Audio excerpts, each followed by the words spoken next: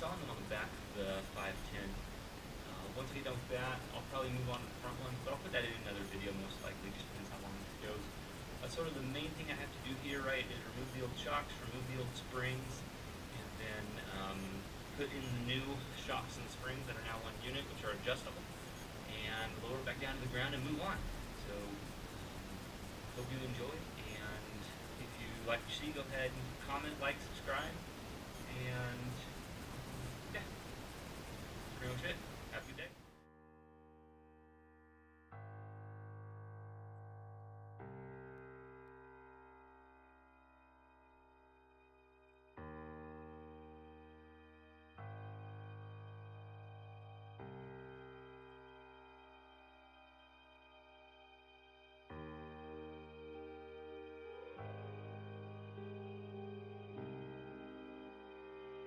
So I start by taking the bolts off of the axle after jacking up the car and taking off the wheels. These bolts are 14mm bolts. They were not easy to take off. As you see throughout the video, I struggle to get the wrenches on, get them in the right spot to actually turn, but I use heat and I actually end up cutting off a couple of the nuts just so I could get the bolts off. The shocks themselves are actually held on by, I believe, 17mm. It's a couple weeks since I've done this, so working from memory, but just held on by the one bolt along the bottom and then two jam nuts along the top. As you saw, I took those off. The new system will actually replace the separated strut and spring with a coilover system, which is a strut and spring over top of each other. I also did some measuring or weighing before I put it in. I actually ended up saving about 3 pounds per side using this new system. It's not like I'm really going for a light race car, but it was just sort of an interesting thing. Whenever I picked up the old ones versus the new ones, I noticed that, hey, this is a lot lighter. So I went ahead and measured it, and it works out to be, like I said, about, I believe, 3 pounds per side, if I remember correctly. I believe I have that written down somewhere. Passenger side actually went apart and together much better.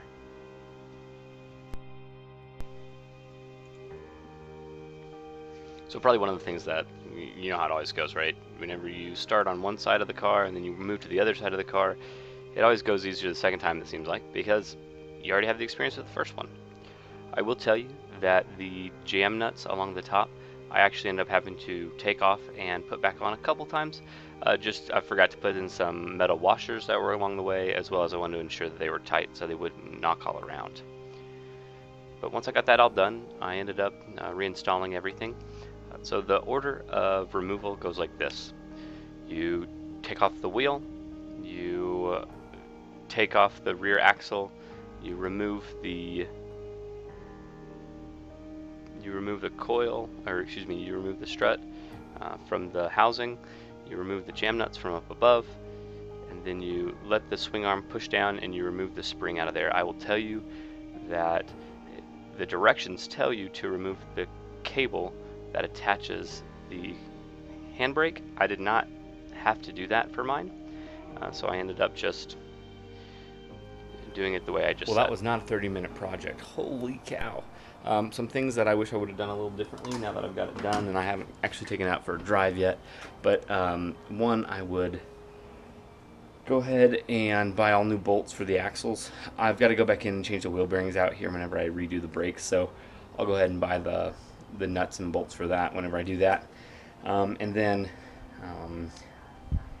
yeah, I guess other than that, not a lot I would do differently. We'll see how it rides. Seems like the passenger side is maybe getting a little close to the edge there, so I might get a little bit of noise while it sort of adjusts itself. But yeah, I think it sits a little bit lower right now, which is cool, and then we'll give it a few drives and see how the back end feels. Thanks for watching. If you like what you see, go ahead and click like, subscribe, comment below. Once again, this is Aaron's Datsun 510.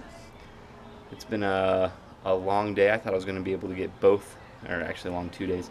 I thought I was going to be able to get both the front and the back done about the time I got the back done. So the front I'm probably going to pause for another week while I go to work and then work on it on the weekends. Thank you.